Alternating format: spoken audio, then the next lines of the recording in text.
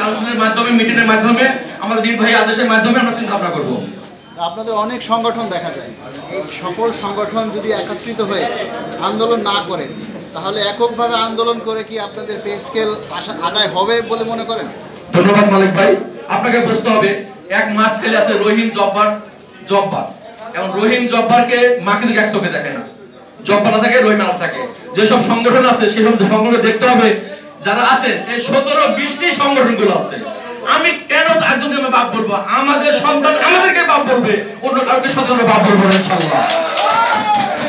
আচ্ছা, গত 3রা মে আরেকটা না, আমার শেষ প্রশ্ন, গত 3রা মে আপনি উপস্থিত থেকে সাংবাদিক রয়টার্স ইউনিটে আপনি 10ই মে একটা মানববন্ধনের ঘোষণা দিলেন, কিন্তু সেই 10ই মে মানববন্ধনে আপনারা উপস্থিত হলেন না, এটার কারণ কি? আমি আপনাকে ধন্যবাদ মালিক ভাই।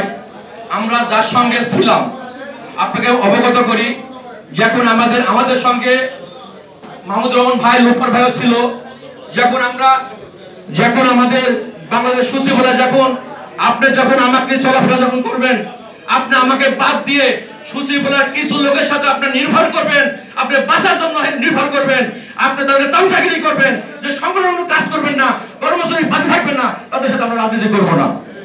আমি আপনার ঠিক বলতে পারছি।